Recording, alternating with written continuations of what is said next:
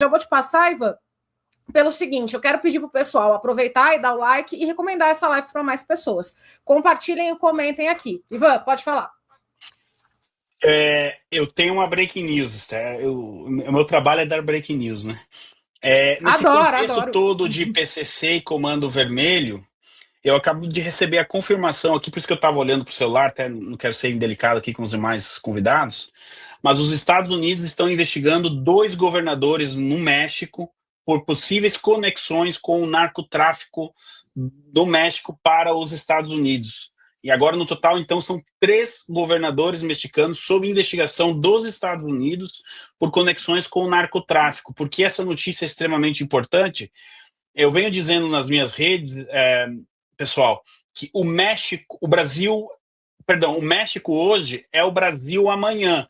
Ou seja, nós tivemos a classificação dos cartéis mexicanos como organizações terroristas, e ali nós tivemos, então, o início das investigações, e as investigações agora começam a dar resultado, e, inclusive, apontando a participação de governadores, ou seja, o mundo político mexicano, misturado aí com esses cartéis e que, inclusive, teriam colaborado com o narcotráfico para o transporte de drogas em direção aos Estados Unidos. Eu sei que um governador foi afastado já do cargo, porque os Estados Unidos querem, inclusive, buscar a extradição dele para os Estados Unidos, para que ele seja levado diante de um juiz lá nos Estados Unidos. E agora, então, chega a confirmação, aqui eu posso dar ao vivo essa notícia, de mais 2 governadores sob investigação das autoridades americanas no México. Desculpa, bagunçar a tua pauta aí, mas eu achei como eu consegui essa confirmação agora, eu achei essa notícia importante. E só para dizer o que o professor estava dizendo, eles foram contra o PIX, mas o professor vai lembrar, o PT foi contra o Plano Real.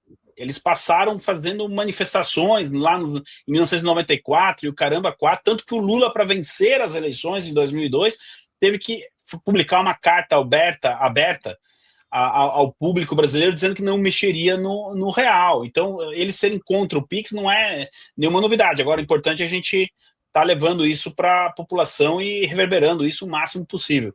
Sté, devolvo para você. Deixa eu só. Tem uma coisa muito curiosa que você falou sobre o México, e se não me engano, foi nessa semana, se não me engano, foi ontem, tá? Que os Estados Unidos descobriu túneis do México para os Estados Unidos. Mas quando você vê as imagens dos túneis, não dá para saber se a gente está falando de Gaza ou do México, porque os túneis são idênticos aos túneis do Hamas. Então, assim, essa classificação das facções com terrorismo, elas vão ficando cada vez mais afuniladas, tá? E a gente viu também o procurador-geral aqui do Brasil, né? O Paulo Gonet, tentando fazer uma defesa à questão da soberania nacional. Ele deveria ser impessoal, não vou nem falar neutro, tá? Mas impessoal, e não se intrometer nesses assuntos. E ele falou a seguinte frase: ter segurança sem ter respeito aos direitos fundamentais de todas as pessoas, sem respeito à dignidade humana, que é um apanágio de todas as pessoas, mesmo os criminosos, não é segurança pública. Isso tentando se remeter a esse assunto, tá? Isso pode piorar e muito a situação do Brasil quando essas coisas elas reverberam daqui para o exterior, e o exterior passa a entender que existe um sistema calcado nessa política do Partido dos Trabalhadores, tá?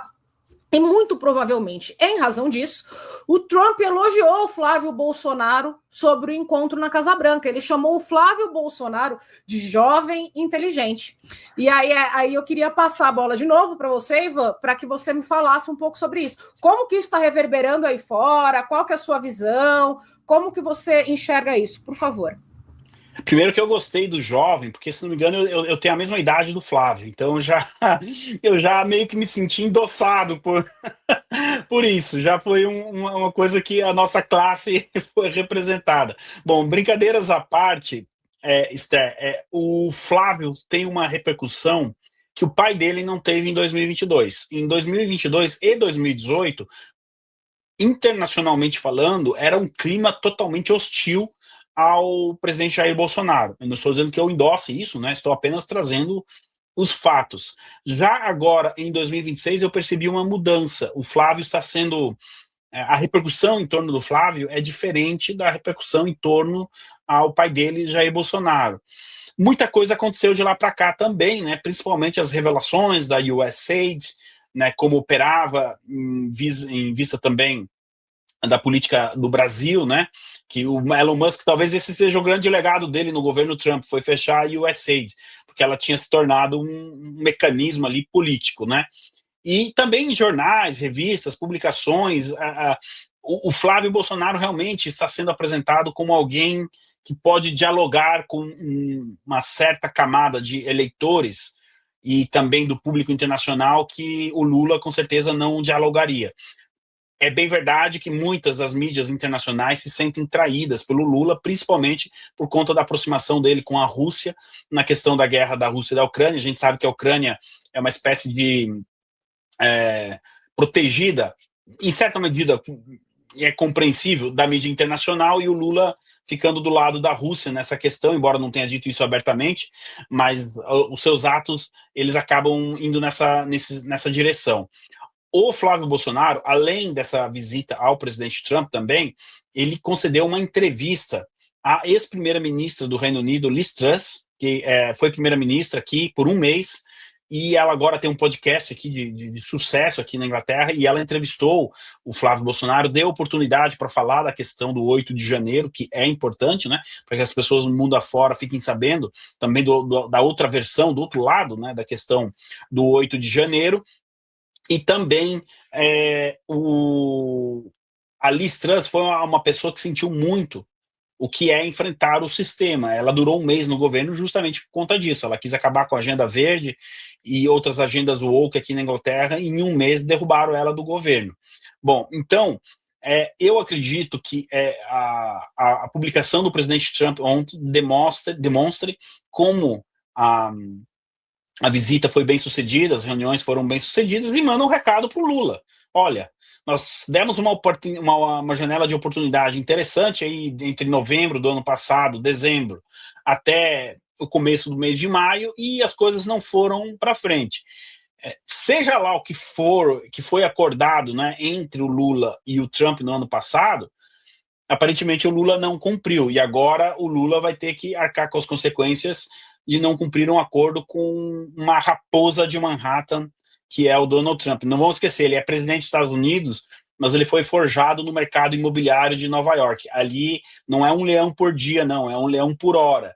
E é com essa pessoa que o Lula aparentemente descumpriu acordos que foram, pelo menos no fio do bigode, ditos no final do ano passado, Esté. De USA Brasileiros, porque tá chegando a hora do Mundial e você pode adquirir esse chinelo maravilhoso, temático da Copa do Mundo, lá no site da USA Brasileiros, uma empresa mineira que bolou essa coleção aqui exclusiva, edição limitada da Copa do Mundo, com chinelos dos países sede, tem também o do México, tá ali com o Totonho, e tem também do Brasil para você esquentar o seu pé na torcida pela seleção brasileira.